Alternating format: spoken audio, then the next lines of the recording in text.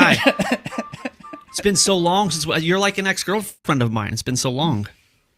Yeah, you can't keep coming back, but every time you do, you regret it. Like Arby's or that one girl, or So I always enjoy our conversations. I obviously like that. It's good for your YouTube channel to just be like, oh, the creationist, bleh, whatever, to build your atheist, like apologetic, brand. I'm glad that I could be a stepping stone for you. So yeah, I'm sure you'll make a YouTube video, the creationist that stumps Peterson, but he edits that part out. Yeah, probably. It's a good idea. All right, so obviously I take the affirmative. Creationism is true. I do live shows where I say creationism is true. Change my mind. So I think the data better supports biblical creation. Yeah, and I don't think that at all. I think almost all the evidence is contradictory toward it. Okay, so do you want me to start to relay points, pieces of evidence in favor of creationism? That's probably a good idea, I guess. Okay, so starting with the universe, according to the Bible, God builds a fully formed universe. This is what the James Webb confirms, a fully formed universe. Hierarchical cosmic evolution is done. You can keep believing it if you don't care about data, but we see a fully formed universe that's expanding. So the first two pieces of evidence in favor of biblical creation, fully formed universe that's expanding, just like the Bible says. When we talk about life forms, humans are separate and distinct from the animal kingdom, clearly different than the rest of the animals. I believe we're made in God's image. Just like the Bible says, you believe that we came about through the same process and whatever, we're all the same as the other animals. Obviously, that's not true demonstrably. We can see the difference between humans and animals. All humans descend from one man and one woman, exactly like the Bible says, with mitochondrial Eve and Y chromosomal Adam. We're alpha predators on the earth. Like the Bible says, we'd have dominion over the animals. The things that we see comport with what the Bible says. Okay, well, there's enough to talk about just there. I'd rather start with the second one, but whatever you choose. Okay, humans are made in God's image as a separate creation, and that we're distinct from the animals. So I see multiple problems with that.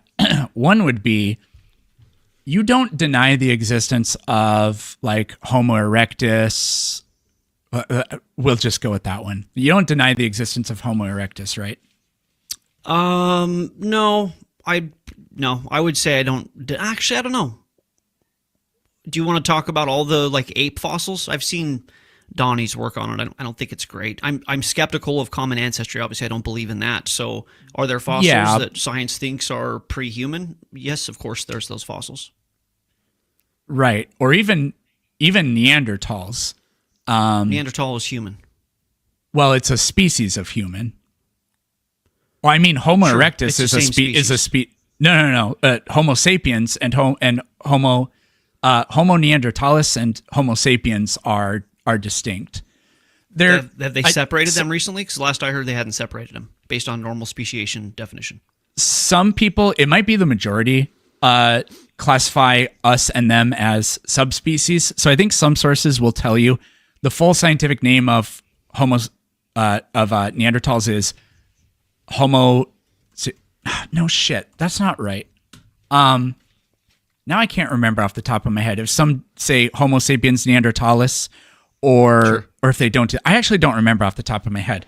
But Neanderthals, Homo erectus is actually a better example to use. So you agree that Neanderthals existed. That's fine. You probably agree that Denisovans existed.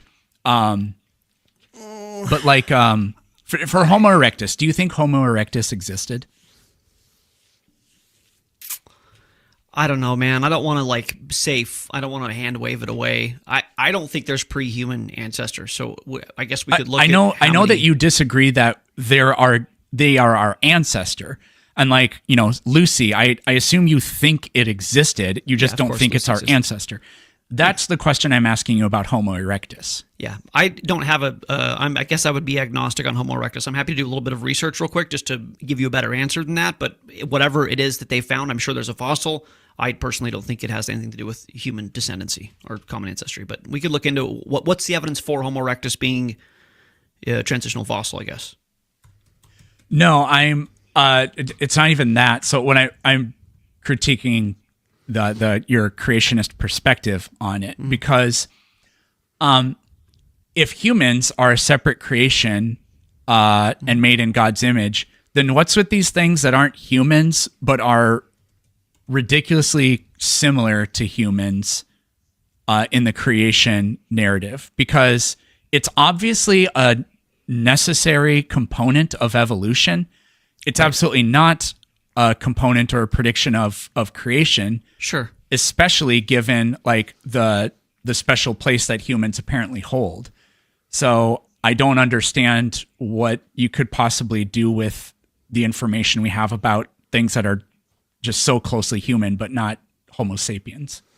Yeah, I didn't expect to talk about Homo erectus. I need to obviously have a better answer for that. But if let's just assume Homo erectus is a very human-like primate.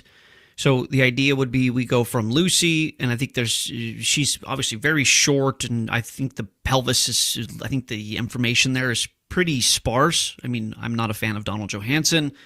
Potentially manipulation of the pelvis, potentially interpretation of the knee. But let's say, so I don't think she would have been an ancestor of human, but let's say she was. Let's say Homo erectus, is something in between the two. That's obviously very good evidence in favor of evolution. So that's a good thing for you to bring up. The critique I would have is then we end up with Homo sapien and Homo neanderthalis, which at one point Neanderthalis we were told it was a caveman, and Ooga Booga when I was a kid, it was like, oh, there's caveman, and then we find out that he was very, very human-like, if not entirely Homo sapien. I know there's a debate whether or not that they were the same or not, but we see Homo sapien, and according to the official narrative, 300,000 years ago, they become fully Homo sapien, and for 295,000 years, they just kind of hunt and do whatever, and then all of a sudden civilization begins 5,000 years ago. I bring all that up because to me, if there is a gradual, development from primate into human, it seems unlikely that we would eventually go from Homo sapien to really advanced civilizations, and there'd be this 295,000 years. I got to interrupt you because you're not talking about Homo erectus. So I'm looking for what is the creationist explanation for God created us separately. Right. Why did God create these things that are very nearly human but not human? What's going on with that? I can't speak on Homo erectus. I haven't researched it. So we could look at it together a little bit. Have they found a bunch of these fossils? Is it conclusive? Is it like Java Man where they have like a skull cap and a femur? How extensive is the fossil record of Homo erectus? It's pretty extensive. I mean, we've found it like all across Asia. I would assume we've found some of them in Africa too. I can get a quick answer for you. But I mean, if you're not, I'm happy to do it, but if you don't have anything to say about it, then I'd rather actually just move on. Well, I'm leery of the ape to human ancestors, and obviously there's bias there. Again, Lucy's supposed to be this huge moment where she becomes bipedal, and there's questions about Donald Johanson's discovery in the pelvis and the knee. Those are the things that are supposed to distinguish that she was upright. She was 32 inches tall or whatever. So I'm leery of her. Homo erectus, I know that we have the Java Man. I don't know how much has been found, but if I'm being fully transparent, I'm leery that the evidence supports that Homo erectus was what science is saying it is. Yeah, I know you are, but I'm asking you to tell me then what is it? But I mean, you're just not. And for the record, the Neanderthal thing, apparently the classification of them as Homo sapiens neanderthalis was actually the older view. Today, they're considered totally distinct species. And like you can look at our skeletons and tell they don't have chins. We do. We're the only ape that ever developed a chin for whatever reason. That's Neanderthalis doesn't have a chin? Is that what you're saying? No, if you look at their mandible, it's smooth. It doesn't flare at the bottom. We're the only primate that ever evolved that for whatever reason. Neanderthal has a smooth mandible, or we have a whatever. Okay, of all the things that I talk about, I'm not really well versed on the ape fossils. So I can show you real quick. Fuddle through that. It's actually but interesting. My understanding is Homo neanderthal had a slightly different facial structure to us, but was fairly close to identical to us. Yeah, I mean it's the closest thing to us that there ever was. So Sure. But there's still like a definite. I mean, like a trained. I wouldn't be able to do it, but a trained zoologist could look at a lion and a tiger skeleton and know how to tell you that one of them is that be able to diagnose one from the other. This isn't the greatest quality picture, and the human skull isn't. Oh, so it was a giant. It doesn't Perfect. show it very well. Is it an Nephilim? No, I kind of doubt that. But yeah, they have way more pronounced brow ridges than we do, and then this chin it's not a very good one, but you can see it just slopes away, whereas ours flares out more. After more than 1,000 debates, I've compiled all the knowledge you need to debunk the arguments you hear from my guests into a book. Rational Answers to Stupid Questions covers evolution, the Big Bang, creationism, flat Earth, and more. Order using the link below, and I will personally sign and ship you a copy today. But misinformation comes in many forms. My other book, Facts That Aren't True, debunks hundreds of false claims ranging from the human body, history, nature, animal facts, and more. I promise you'll find something in here that you've been wrong about for years. If Homo erectus is valid, and the question is, why would God make something like Homo erectus that was very human-like? Yeah, because like they could suffer. I would say it's really and good have evidence for evolution. Yeah, well, it's yeah. I mean, it obviously is evidence of evolution. Now, if it's evidence of creation, then we have to have some sort of explanation for what it's doing there, why it's there. And I just think you're going to come up with a really tortured theistic explanation because it's going to be so close to human. So then why wasn't there a more monkey like Jesus that was sacrificed to save them? Right. They had the ability to think and suffer pretty close to the capacity we had.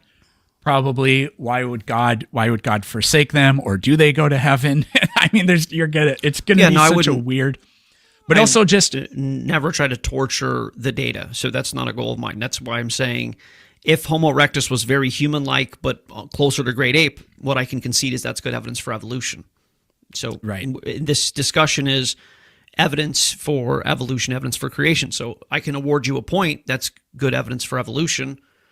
So, okay, I mean, sure. I can muddle through Homo erectus. Again, I know Java Man it's a sparse sample size. It's a skull cap and some other things. I would want to look into it, and I'm not prepared to respond to that. So I would just say that's good. If biblical creation is true, there shouldn't be human hybrid primates, because that's very much a point in favor of evolution. Yeah, Java Man is Homo erectus. That's just like a very famous example of one of the Homo erectus they found. But like there's over the... And what have they found of Java Man? It's like a skull cap, right? And a bone. Yeah, of that specific one. But the ChatGPT is telling me there's over 100 known specimens of Homo erectus that we've found. Shards of bone, like fragments of bone, or like actually separate animals? Because they say the same thing with Australopithecus. They go, oh, we have 400 specimens, and it's like 400 shards of like one or two things they found. So again, I don't want to just go full-blown conspiracy, but I'm leery of 400 shard. Yeah, I know. Sometimes an individual is like Gigantopithecus. We only know of its existence because of teeth. But those teeth are enough to know that it's definitely something that doesn't match anything else that's in the fossil record. That much we can know about that. So, like, yeah, for specimens, like Nebraska Man, it's like when you talk about like this is going to be a weird pivot, but like when they say casualties of war, you think death, but no, that's wounded and killed. So yeah, specimens can mean like literally we just find a tooth that can count. But if they're found in completely different locations or in different strata, then we know like, well, yeah, this one. Like I don't want to get too deep into it. I think people understand. Yeah, we'll get lost in the weeds of this. The other thing about human creation is that I don't really think like I get that's what the Bible says, but I don't think there's really there isn't much of a way to test that, but I think that there actually is kind of a way to test it, and I think it essentially falsifies creation in a big way, and it kind of proves evolution in a big way, because I don't know if you ever make this claim that evolution is unfalsifiable. Some people do say that. I think that's really silly. Now, it's true that today we know so much about evolution that whenever somebody brings up like a new study that finds something that seems to contradict evolution, we typically say this does not disprove all the stuff we already know. So it sounds like we're saying it's unfalsifiable, but evolution could have been falsified around 100 years ago, and it would have been the easiest thing in the world to do. Because evolution, like with the missing links, those have to be there if evolution is true. Now, like, I get that you can make the argument that just God created all of the creatures, so all the creatures we find are just God's creation. It doesn't prove one thing or the other. Fine. But the thing that would have for sure disproven evolution was the genetic hierarchies and the relatedness between organisms. And, well, that would have totally falsified it. Instead, it came true in basically exactly the way we thought it would. And the creationist lens to this, with the whole common designer thing, I think fails so many tests that it's a really huge problem. This is exactly the last conversation we had. So the two pieces of evidence you have for evolution, because we know the fossil record doesn't support it at the level it should. It should be innumerable transitional fossils. There's a handful. So what we're looking, vestigiality is not a good talking point anymore. Junk DNA isn't. So we've got genetic similarity and the human ape is a good talking transitionals. Point. I'll write that down for later. It's not. It was something they wanted to use, but now they're figuring out that it's mostly code that they just didn't know what it was doing. But the prediction was that there would be a bunch of code that was a result of, millennia, generations, thousands of generations of mutations. And so, but it turns out that it was just things happening that we didn't know. But anyways, so yeah, the evidence for evolution is Homo erectus and is genetic similarity. Homo erectus, I have no good answer for. If it's legitimately, I don't want to just marginalize science, but if it's a legitimate specimen, that's a good piece of evidence for evolution. The genetic similarity thing, I do agree with the common designer, because software programmers reuse code all the time. It's a best practice. So I wouldn't expect a primate that is similar to us physiologically to have novel genetic information. Why would you build an entirely novel gene code for something that has similar physiology? I don't see why to me, if the instruction set says build a bone, then that build a bone, I'm simplifying this, dramatically simplifying this, but if it's build a bone, then the bone building plan for them and the bone building plan for us should be reused. It's the best practice for software coders to do that. So the problem with using like a code thing is you believe in separate creation. There actually is no expectation that anything would be shared, because God's perfectly within God's purview and his power and his nature, whatever, to just do it all completely differently. To anthropomorphize God in this way is really kind of to undermine God as an answer. But and when you put it this way, you're making your evidence indistinguishable from mine. We know for certain that if the genetic hierarchies and the correlation between phenotype and genotype collapsed, we know that would have proven evolution false. When you say, but God could do this, it's also the case that God, because the creations are separate, they would have absolutely nothing at all in common. That is also true. So this argument about code doesn't really elevate the theistic or the creation account, really. It doesn't elevate it in any way. And I don't think it really preserves it very well, because I don't know hardly anything about coding. I asked a quick little question to the AI overlord here, because I outsource all my thinking to this. It's smarter than me. Praise our overlords. Hail Sam Altman. Hail Peter Thiel. Whatever. But make friends with them. That's a good move, like Linux and Windows do almost exactly the same kinds of things. You can create folders. You can, whatever people do on computers. I don't know.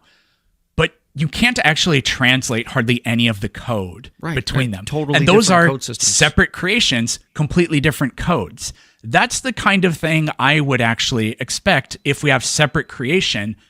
I wouldn't have any expectation that the genetic code would actually be transferable between them. Right. So you think God wouldn't do that, and I think he would. And obviously the reality I'm saying is there's no neither of us know. expectation of it.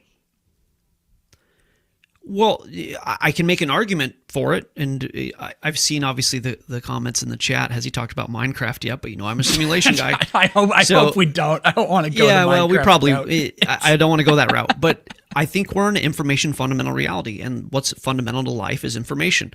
And so, if you look at creation like a computer program, like a programmer, and if the best practices for human code writers is to reuse code where they can, you can make the argument that especially if we're made in the image of God, that we would do something similar.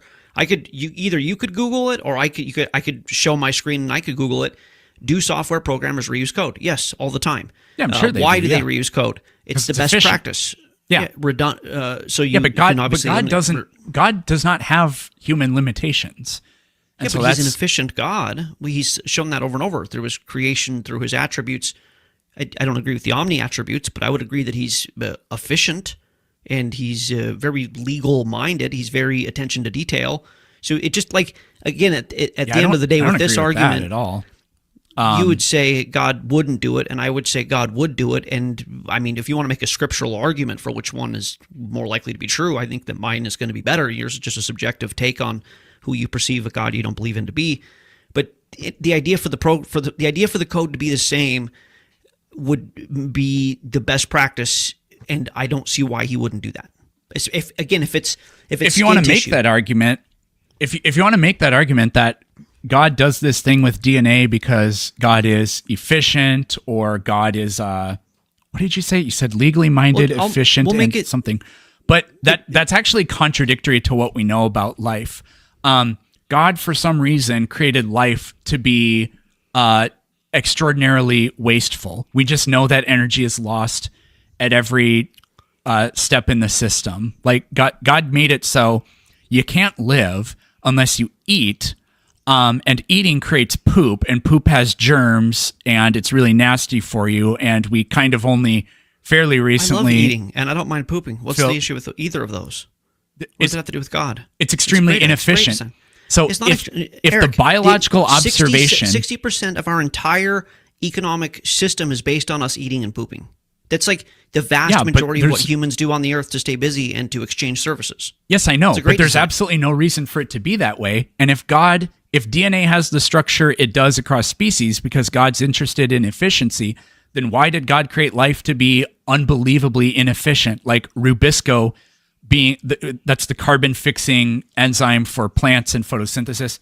Why did God create it to be the most inefficient enzyme imaginable almost? And why is it that we waste fine, eating is great. I like to eat, but imagine if we were entirely if we didn't have to poop because we're just entirely resource efficient or whatever. So you only had to eat way out of my once a year, and you just evaporated all of your food waste instead. I've never done a cost benefit analysis on pooping, but I think it's a good system. It's a conspiracy by big plumbing. Yeah, exactly. It was plumbing that started this. So I think that whatever. I think that God is efficient, and I think that if we don't want to use the efficiency argument, which there's obviously some subjectivity there, I'll just use the argument that we're made in his image, and it's what we do. And so we do the things that he does because we're like him, just like kids do what their dad does. But again, if you should Google it just for fun, or let me do it. It's do software programmers reuse code? Yes. Why? And it's the industry standard, and it's for many, many reasons. I think it would be ridiculous to expect God to create an individual, unique 4 billion base pair code for all 8 million animals on the earth. That seems like a utterly ridiculous task.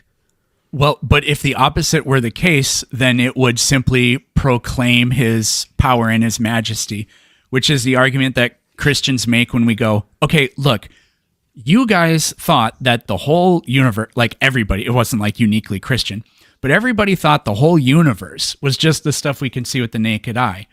What the hell is the deal with God creating trillions of galaxies? Well, we can't, hundreds of billions of galaxies in the observable universe and all this other stuff. It's incredibly wasteful. And people countered that with, oh, that's just God proclaiming his great power and his majesty and his ability. Yes. It's like, we would see that would be the explanation if life was the opposite way that we're talking about now. And so again, it's not, it doesn't, if it was the opposite, we would still claim that there's evidence of it. An infinite universe with infinite galaxies shows how massive and how much power he has, obviously, to create an infinite universe. So the heavens declare the glory of God. Building an efficient gene code, the glory of God. Yeah, but in the same way, it shows the brilliance of God for him to build inner working information systems that are efficient and optimized. Like, to me, it would be like, and again, this is just you and I both judging God. I think, and I believe God is good, and so obviously I go, good job here, chef. Nice meal you've prepared. And you go, this is terrible. It's undercooked. So we're both, critiquing the chef or whatever. But in your scenario, he builds a unique gene code for everyone to show how powerful he is. And in my scenario, he reuses code where he can to be efficient, and it's optimized, and that's a brilliant move. So whatever, we're just subjective.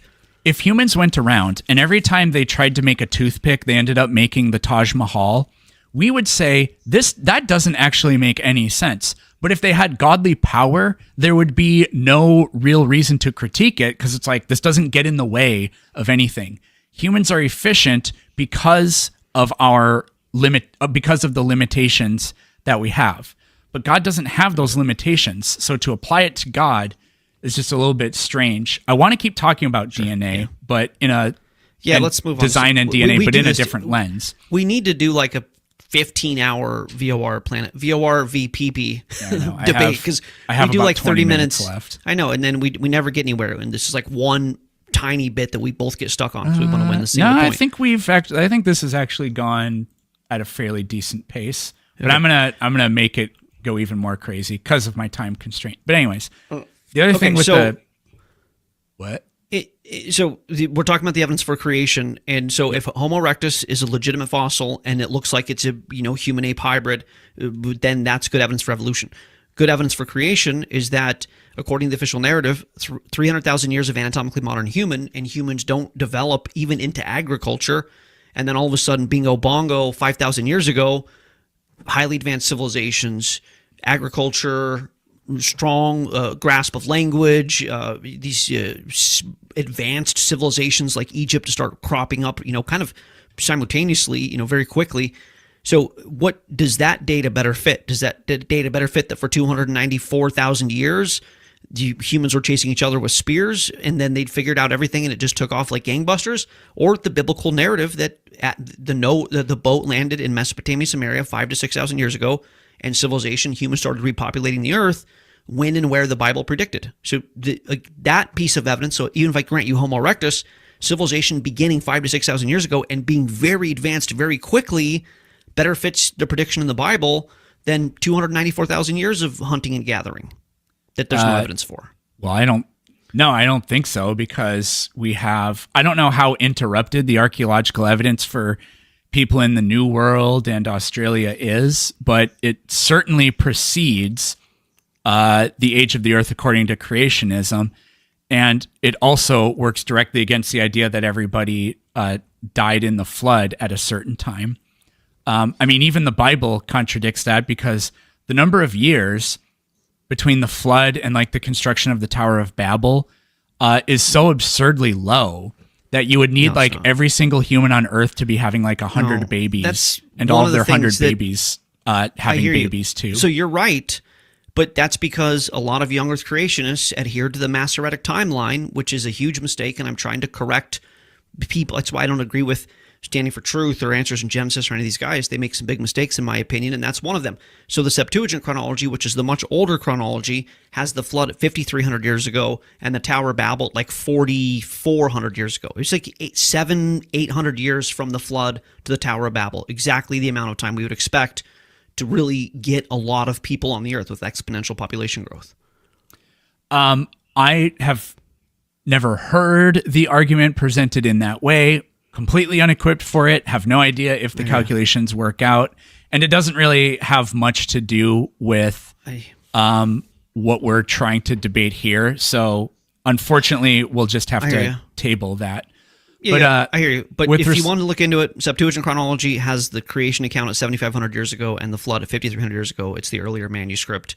And all of these things, tree ring dating, the pyramids, the Tower of Babel, all these things fit perfectly in it, which is why I've tried to I told Dr. Jason Lyle he has to stop using that.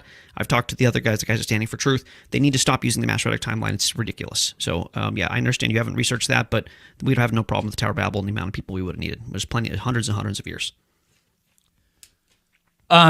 Sure.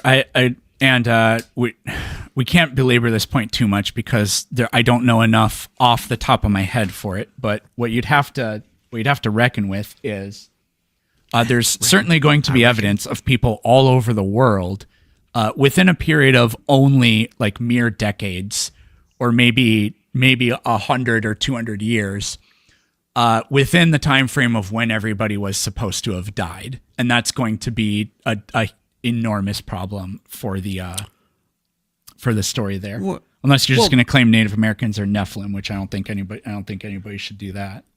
No, they're not. But some do. I don't even want to go there because there's like some Indian giants. I've been researching the whole Smithsonian conspiracy. I know you love that one. It's whatever. That's stay tuned for that. My research on that. But anyways, I think the natives were descendants of Japheth and human. So the issue that you have, their accounts. What's crazy is the oral histories of these people don't have them going back hundreds of thousands or tens of thousands of years. The oral histories are actually pretty closely aligned to the biblical account. I mean, some telephone game stuff here, but it's science that comes by later and says, no, this is when they migrated. This is when that happened. And this gets into molecular clock and radiometric dating and some of these other ideas. But the natives don't have an account that they've been there for 30,000 years or something. Let's see. Yeah, now let's look it up.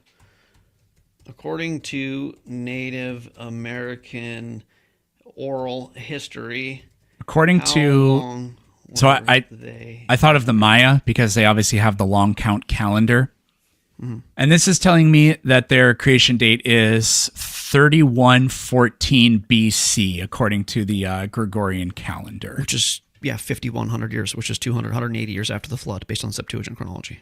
A lot of these things line up remarkably well with that. 8,800, then it was about at this time. I don't know if we know a lot about, but that doesn't tell you. Well, is that when the creation of the world was supposed to be? What did I actually ask?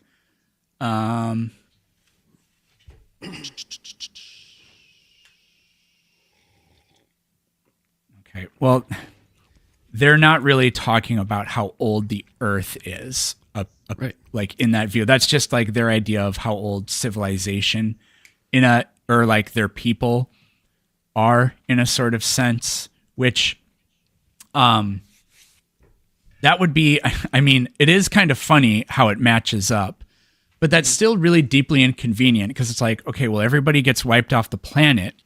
And then Mayans are repopulate. So now whoever the Mayans are, like in the time, like let's say like in the time of like the Romans, whoever the Mayans were at that time are not the descendants of people that were living in the Yucatan Peninsula before the flood. They're the descendants of Noah, because those are the only options. So the idea that they trace their ancestry not back to Noah is like really, really, really deeply inconvenient. Like they don't say that they come from a land far, far away. So I don't know about the Mayans specifically, but there are a surprising amount of ancient people that claim descendancy from the sons of Noah. The people in Gomer, which is Comeru, which ends up being the UK. In their tradition, they are descendants of Gomer, which was the son of Japheth, the son of Noah, and they basically sailed up to the UK and they built all of the runic big megaliths and those things that you find in that area. And according to their own internal history, they were practicing the antediluvian religious system, which is really interesting, which would tie into like even some giants stuff. But so they do the Cushites, the descendants of Cush in Africa, lived in the land of Cush, which was the son of Canaan. The Romans, I did a deep study on the migration of humans out from Mesopotamia, according to the biblical history, and there's so many names. Like here's a quick name: Tobilski, which is in I think Romania or Russia, in that area. According to them, it's called Tobilski from Tubal Cain, who settled that land. And there's like, it's great. There's a lot of evidence that actually of people around the world for hundreds and hundreds of years who have said that they are part of the migration outside of from the descendants of Noah. I don't know about the Mayans though. They don't think that. And what this I read a little bit of this while you were talking. And apparently, what they believed is before 3114 BC or whatever. There was a flood? The gods tried to create humans out of like mud and things like that, but they were always imperfect. And then sure, sounds like the Nephilim. Yeah, like a lot of cultures, and tragically, there's just so much about the Maya we don't know. Because for all kinds of reasons. But like for a lot of cultures, I did a deep dive on calendars. I wanted to know like when do Hindus count the first year? When do Buddhists count the first year? When do like all these different groups count the very first year? And for a lot of them, it just has to do with some sort of significant cultural event, but they don't believe that was the first moment in history. The Jews believe that. But apart from that, the others, it really doesn't work that way. I looked into the Persian calendar and all that. Not true at all. I don't remember. There's over 200 civilizations that tell the story of an apocalyptic flood. In a lot of cases, the god or the gods are mad, and they commission a guy to build a boat, and it saves the animals. It's like, if we look it up, there's over 200 ancient civilizations of this flood, including the natives, with I didn't argue that that's not the case. Okay, well, if the flood happened, everybody would get off. As people migrated out from Europe, they would tell the story. Yeah, there was this huge fucking flood. That's what happened. And we're like, that was crazy. God was mad, and now we're like rebuilding whatever. That's what they would say. And that's what they actually say. Like, they should. What kind of weird internet fever dream, synchronous false memory are these 200 civilizations having that they all tell the same story? And people go, oh, no, it's because of the ice dam floods. Well, the ice dam floods maybe were a result of the actual flood and the receding floodwaters. I digress. Okay, ice dam floods, when a huge amount of water goes down your valley and wipes out everybody, nobody quickly builds a boat and grabs the animals and rides down the river and relocates. You don't do that. You just go, holy shit, our village got destroyed. Let's build a new one. You're like, oh, the whole world was destroyed. No, it's like our valley. Did you see that? That was a crazy flood.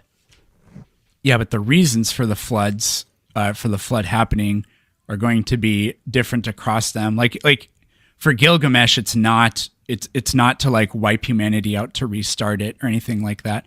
There's also, I can't remember.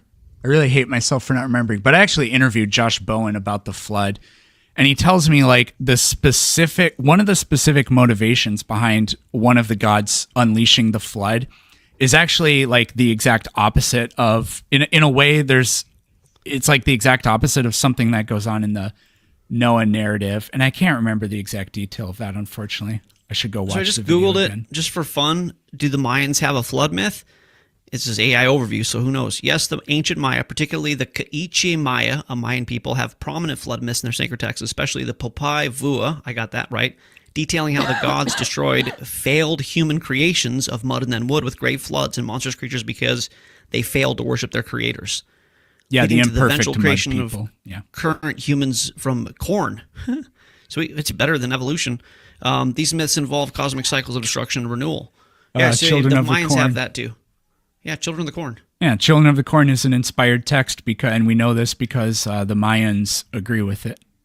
Well, you believe a version of that. I mean, we're related to corn, right? So we share genes with corn. That's what being related means. Yeah, so we share genes with them, so we're related to the corn. So they believe we came from corn, and you believe that we're related to corn. It's not that big. It's not big of a difference. Yeah, they predicted evolution. Yeah. See, and a flood. They're both right. Yeah, they're right about both things. What do you want? What do you want to talk about next? What Because do you I've want? picked every topic. Yeah, I want to. How much time do we have? 10 minutes? 5 minutes? About 15. Okay. So the biblical creation account, so far we've covered fully formed universe that's expanding. We've covered humans that are separate and distinct from the animals. You got a point with Homo erectus. But I argue very different than the animal kingdom. You know, we're on TikTok arguing how we get here and building rockets and going into space.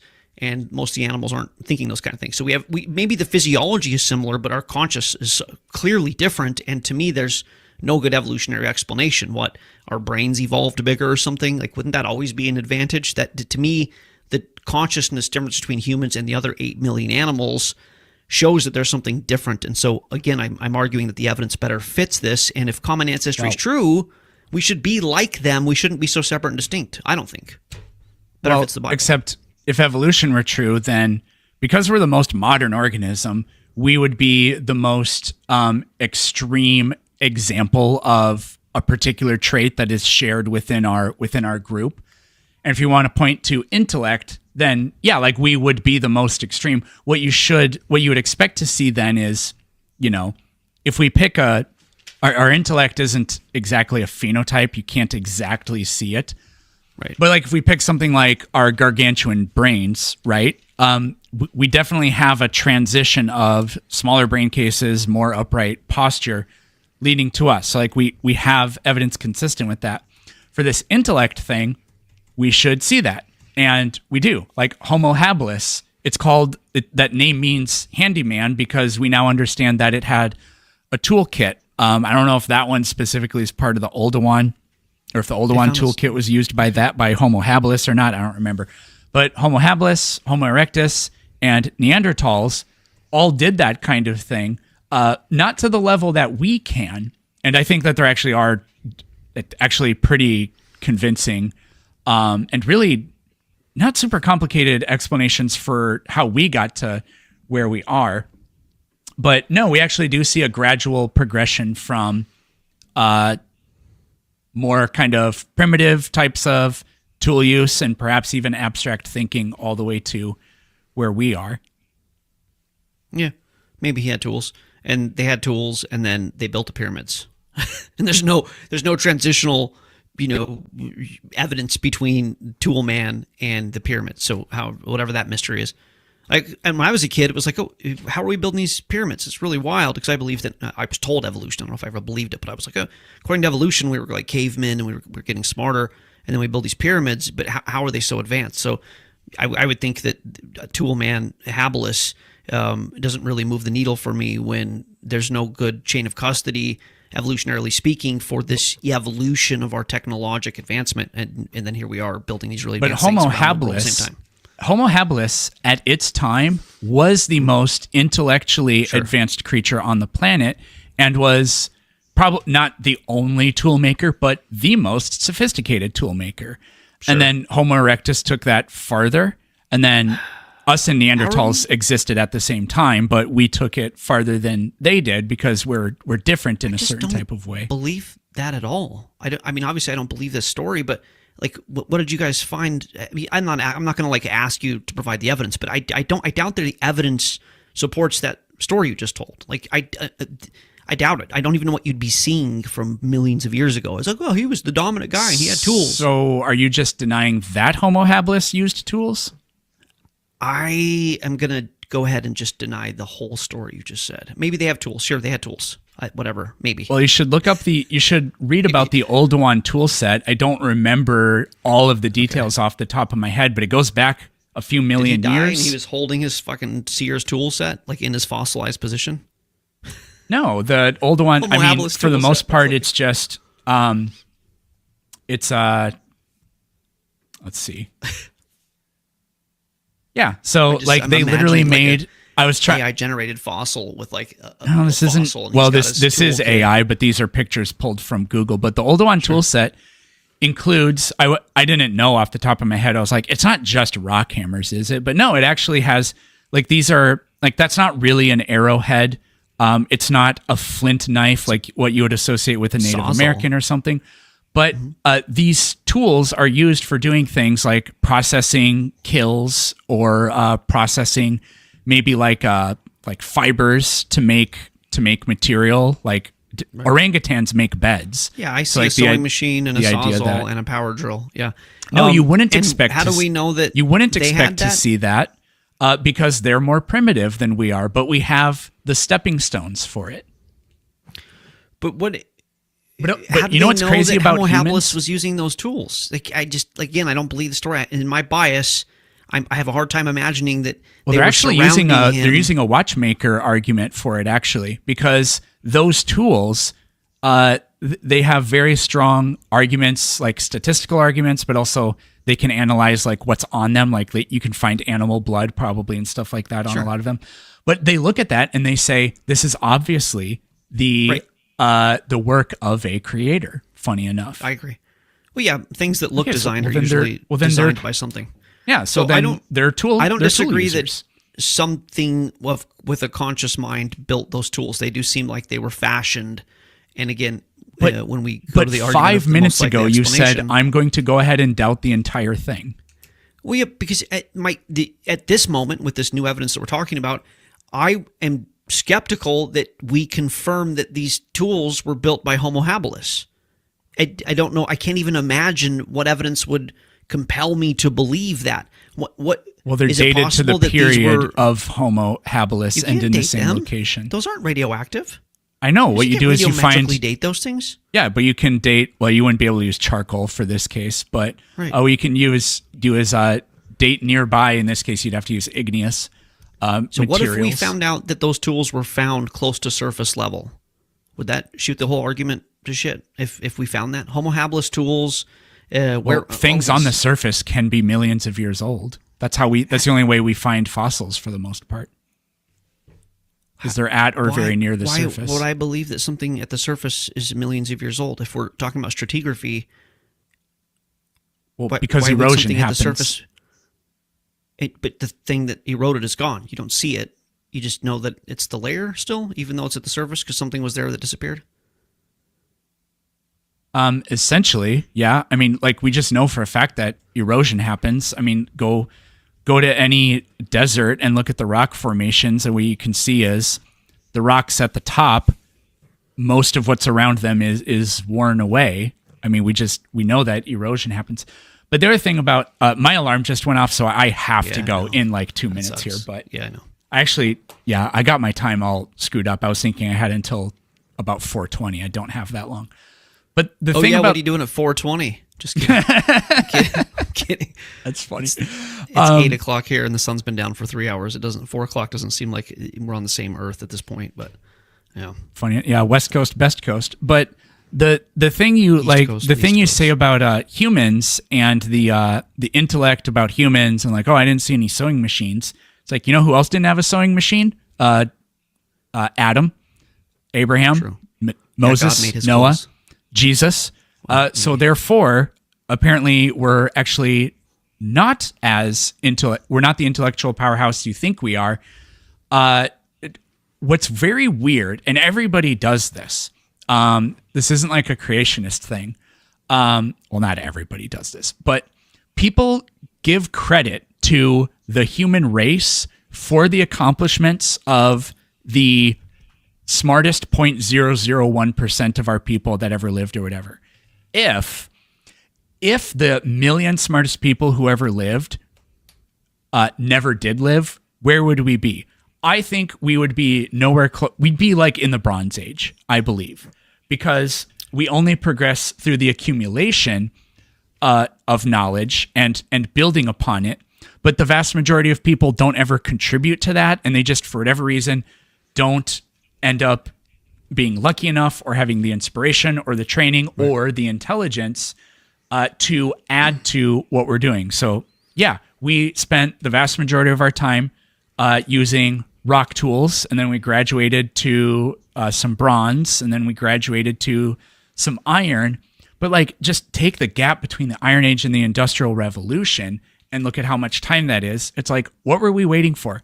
There is no reason, if we are as smart as the creationists are telling us we are, there's no reason that Jesus couldn't have had a Bugatti. There's no reason. I think a naturalistic explanation does a lot more for that. But I'll give you like I'll give you like a minute, but I really have to go. The defeater for that to me is the pyramids and the other highly advanced things that we see that don't fit this slow evolutionary process. Now, if there wasn't something like the pyramids, and we did just go from these, Homo habilis tools to slightly better tools, and then, the Industrial Revolution and this thing's gradual move. But we don't see that. We see this huge spike of this advancement. And what science says the reason for this is agriculture. We didn't do agriculture. We were just spending all of our resources hunting and gathering. The evidence, they have sparse evidence to support that idea. There's a dearth of evidence for that. But then we figured out agriculture, and then we hit the ground running. But anyways, I would love to have a longer discussion with you at some point. I don't know. We could text about it or just try to set it up because we have way more to talk about, and we never have enough time. Yeah, sounds good to me. I will all right, Eric. Nice catch you on the flippity flop. Yep. Bye. This video and all my videos is on my Patreon ad-free, and you can get a free copy of my first book by being a member too. Plus, your name will appear in the end credits. Thank you.